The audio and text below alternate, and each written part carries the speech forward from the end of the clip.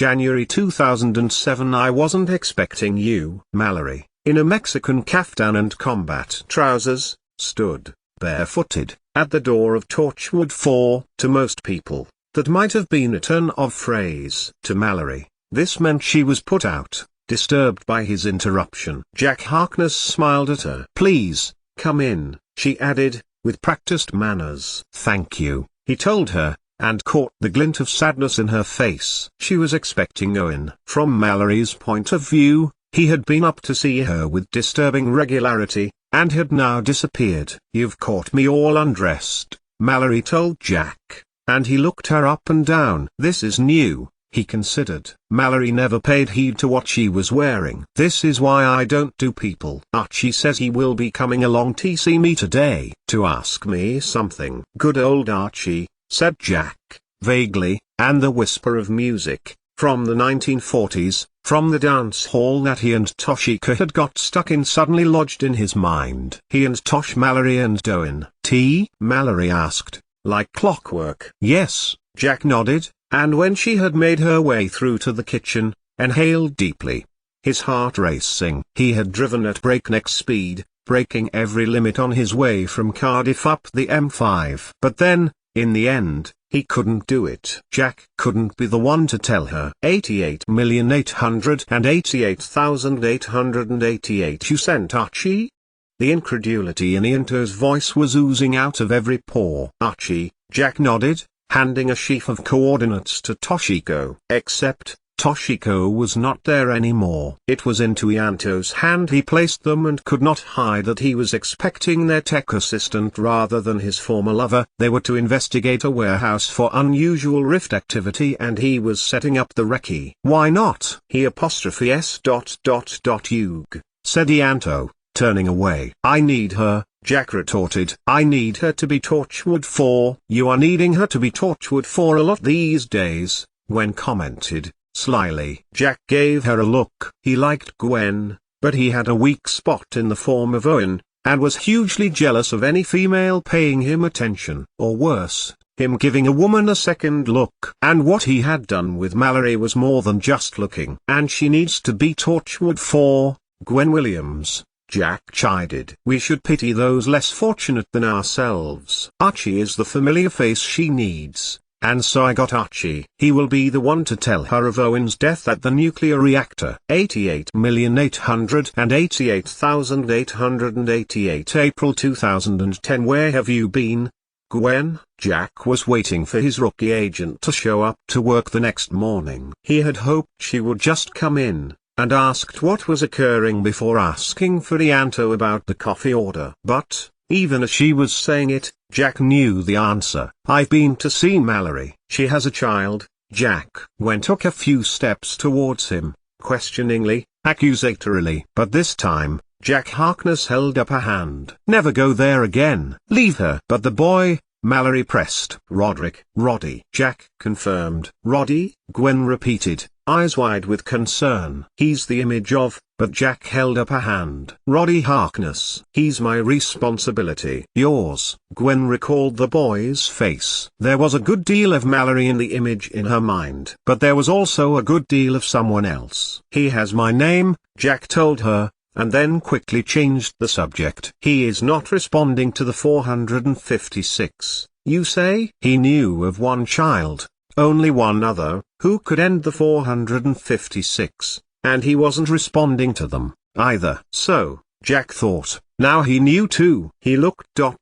familiar and, Jack. "And she's pregnant again." "Yes, Mallory's still pregnant," Jack told Gwen, vaguely, then held up his hand again, feeling a lump in his throat. So Ianto was going to do that. He still had time. Jack swore he would fuck Ianto Jones as hard and as deep as he possibly could, love him as long as he could, one last time, before the end. Jack sighed when he saw Gwen's eyes, which hadn't moved from his face since the start of the conversation. "Mallory is complicated, and Roddy is my responsibility." End of conversation. "And you are not to visit her again." When Gwen had retuned to Ops console, Jack added quietly to himself, "Nor Roddy." nor David. 88,888,888. Jack closed his eyes, torturing his own feelings as Howie Anto had sacrificed himself for the children of Earth. Please. That was what he was going to say to Mallory. He would beg if necessary. But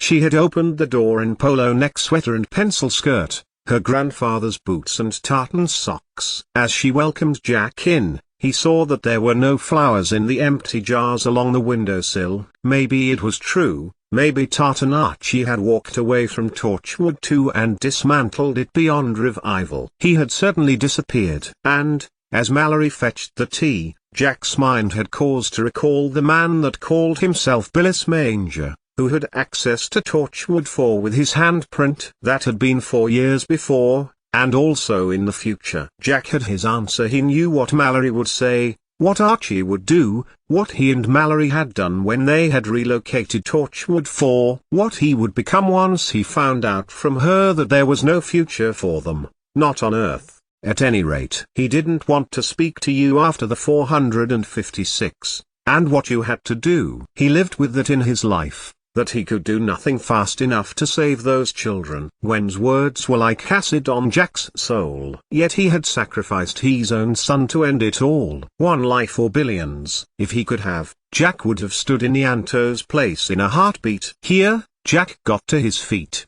as Mallory nudged the living room door open with his hip. He could do something now. Tea? Mallory asked. Or coffee? Tea. Thank you, Mallory. And then, once tea-time pleasantries had been exchanged, Jack used all the courage he had to come straight out with it. His cravenness before, leaving Archie to tell her of Owen's death, was something he was really ashamed of himself for. I have something, Jack told her, bringing out a vial from the inside pocket of his greatcoat. He held it out to Mallory, who was immediately interested, and sat back when she took it in her hands. It's him and me, together. It's a big ask. You never ask anything of me, Jack Harkness, Mallory told him, looking intrigued at the in vitro syringe. Then, she took it over to her equipment, placing it into some sort of scanner, which analyzed the substance without even having to open the container. 87% efficacy. 98% recombined genes. Yours and Anto's DNA?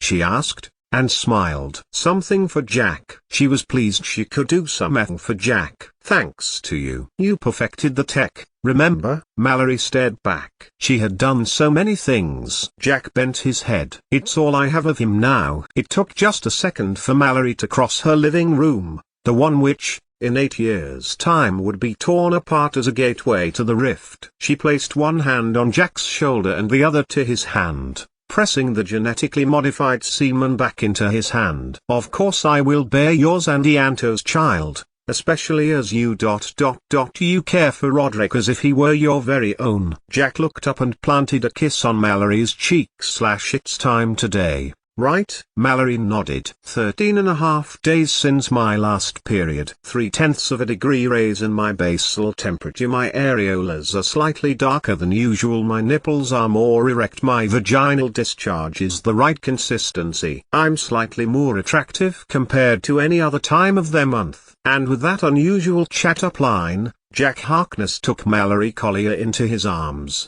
and held her there. You are always gorgeous to me, Mallory, he told her. If I am to conceive a baby for you and Anto, she whispered in Jack's ear, it's in precisely 7 minutes' time. He pulled her close, giving Torchwood 4's boss a deep, passionate kiss. Then, Mallory broke away, taking the syringe from Jack's hand. He realized she had been counting. Jack made to follow her. Mallory raised a hand and shook her head. Thank you for offering to help, but not this time. Jack followed her anyway, but Mallory put her hand between them. Trust me. You know you have already trusted me. Drink your tea, David. After the young man, the first young man Jack had ever slept with. Human man, that is. After what felt like a century, Mallory reappeared. It was as if she had been getting up-to-the-minute information from a horde of fashion experts, for the woman who appeared was scarcely the woman who had left to artificially inseminate herself earlier that evening. Her dress was red dress with white sports, rising up to the neck in a 1940s style. Even Mallory's hair was done nicely in a part-up part-down style. For a moment, Jack saw her mother before her, Wren at her best, her most confident, having beaten her fears that unit were out to get her. Wren was stylish. But, as he had said to Owen, why did style matter to her? Twins. They will be born in the rift, just as I was. And Roddy has been born already, of course. Are you sure? Jack asked. Metaphysically, what Mallory was saying was true. But for David to develop in Mallory's pregnancy with his brother would be remarkable, not to say dangerous. It's too late now, Mallory told him. And I will be there for them both, like I was when you were born, Jack assured her, taking both of her hands in his. I don't want to lose you, not now. It's done, Mallory told him. Maybe I'll meet my mum, she added, looking into Jack's eyes. Take care of them,